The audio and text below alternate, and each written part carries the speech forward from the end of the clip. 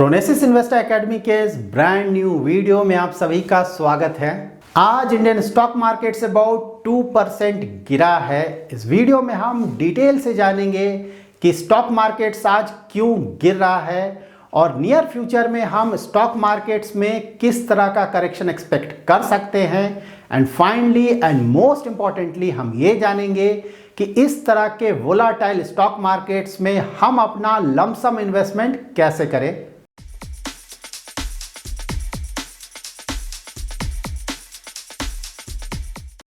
Indian stock markets के गिरने के दो प्रोमिनेंट रीजंस हैं। फर्स्ट ऑफ कोर्स है फेड, जो कि यूएस का सेंट्रल बैंक है, वो इस साल इंटरेस्ट रेट्स काफ़ी ज़्यादा बढ़ा सकता है।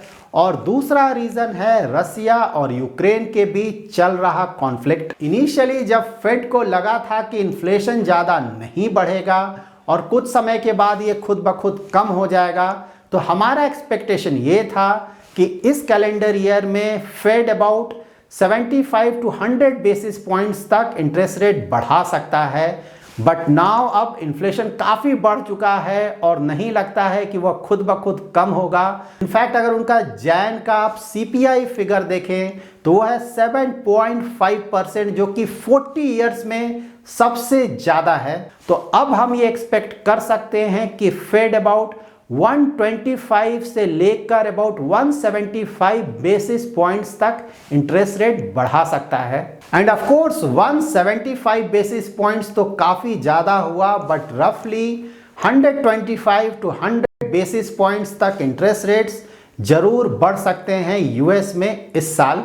यूएस फेडरल बैंक का मीटिंग 15th and 16th मार्च को है, तो मोस्टली हम 25 to 50 बेसिस पॉइंट्स का रेट हाइक एक्सपेक्ट कर सकते हैं मार्च में। सो नाउ यूएस में जो काफ़ी ज़्यादा इंटरेस्ट रेट बढ़ने वाला है, उसके कारण जो फॉरेन इंस्टीट्यूशनल इन्वेस्टर्स हैं वो इंडिया से काफ़ी ज़्यादा पैसा निकाल रहे हैं और नियर फ्यूचर में भी आप ये एक्सपेक्ट कर सकते हैं कि ये FIIs और भी ज़्यादा पैसा निकालेंगे। And because of this huge outflows by FIIs, last few month से हम इंडियन स्टॉक मार्केट्स में करेक्शंस देख रहे हैं और गोइंग अहेड इन फ्यूचर हम और भी ज़्यादा करेक्शन एक्सपेक्ट कर सकते हैं। आज का जो स्टॉक मार्केट का करेक्शन आया है वो मोस्टली आया है रसिया और यूक्रेन के कॉन्फ्लिक्ट के कारण।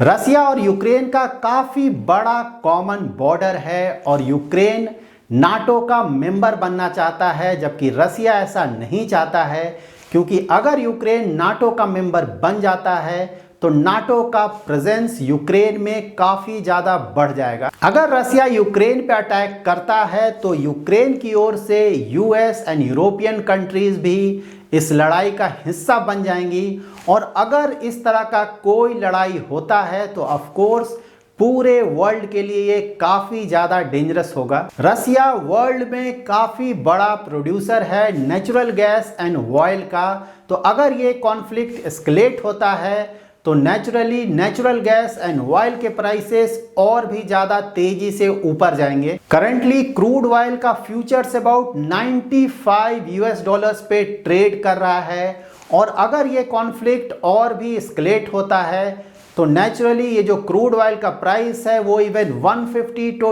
200 डॉलर्स तक भी जा सकता है। क्रूड ऑयल का प्राइसेस जितना ज़्यादा बढ़ेगा उतना oil importing countries like India के इकोनॉमी के लिए अच्छा नहीं होगा। सो नाउ हमने उन 2 रीजंस के बारे में डिटेल से जान लिया है जिसके कारण स्टॉक मार्केट्स में करेक्शन आ रहे हैं। सो नाउ स्टॉक मार्केट्स में हम और कितना करेक्शन एक्सपेक्ट कर सकते हैं। तो अगर रसिया और यूक्रेन का कॉन्फ्लिक्ट एस्केलेट नहीं होता है और हमारे सामने सिर्फ एक मेजर इश्यू होता है, that is rate hike in US, in that case markets में 10% से ज़्यादा का करेक्शन नहीं होना चाहिए। लेकिन अगर रसिया और यूक्रेन का कॉन्फ्लिक्ट एस्केलेट करता है, इन दैट केस मार्केट्स में आप 20, 30 और इवन 40% का करेक्शन एक्सपेक्ट कर सकते हैं। रशिया और यूक्रेन का कॉन्फ्लिक्ट अगर एस्केलेट होता है तो मार्केट करेक्शन इस बात पे डिपेंड करेगा कि ये एस्केलेशन कितना ज़्यादा होता है। सो नाउ अभी तक ये क्लियर हो गया होगा कि इंडियन स्टॉक मार्केट्स में आगे भी करेक्शंस आएंगे। तो इस तरह के वेरी वोलाटाइल स्टॉक मार्केट्स में हमारा इन्वेस्टमेंट स्ट्रेटजी क्या होना चाहिए। यूएस फेड इस साल के फर्स्ट हाफ में ही ज़्यादातर इंटरेस्ट रेट बढ़ा देगा, दैट इज जून तक ज़्यादातर इंटरेस्ट बढ़ चुके होंगे यूएस में। That's why first half that is जून तक आप ये एक्सपेक्ट कर सकते हैं कि स्टॉक मार्केट्स काफ़ी ज़्यादा वोलाटाइल हो सकता है, लेकिन सेकेंड हाफ रिलेटिवली कम वोलाटाइल होगा। तो अगर आप अपना इन्वेस्टमेंट एसआईपी या एसटीपी के थ्रू कर रहे हैं तो ऑफ कोर्स उसे आप कंटिन्यू कर सकते हैं। 6 मंथ्स का एसआईपी एंड एसटीपी काफ़ी अच्छा होगा इस तरह के वोलाटाइल मार्केट्स में। और अगर आपको लमसम इन्वेस्टमेंट करना है तो ऑफ कोर्स आप ये ध्यान में रखें कि एक साथ फिलहाल पूरा पैसा इन्वेस्ट नहीं करें, क्योंकि आगे भी स्टॉक मार्केट्स में आपको काफ़ी अपॉर्चुनिटीज मिलेंगे इन्वेस्टमेंट करने का। आपके पास लमसम के लिए जो भी पैसा अवेलेबल है उसे आप 3-4 ट्रांचेस में डिवाइड करें, और जब भी स्टॉक मार्केट्स में अच्छा करेक्शन आए तो आउट ऑफ दिस 3-4 ट्रांचेस आप 1 ट्रांच इन्वेस्ट कर सकते हैं।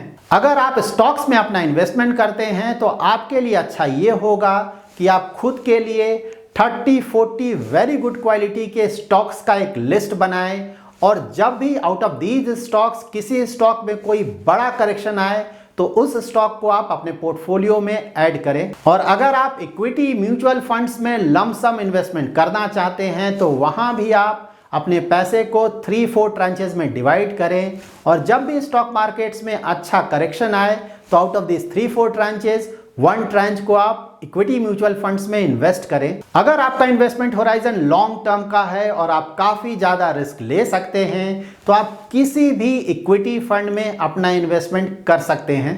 अगर आप एक न्यू इन्वेस्टर हैं और आपको स्टॉक मार्केट्स का ज़्यादा आइडिया नहीं है तो आपके लिए 6 मंथ्स का एसआईपी या एसटीपी ऑप्शन ज़्यादा अच्छा इन्वेस्टमेंट ऑप्शन होगा।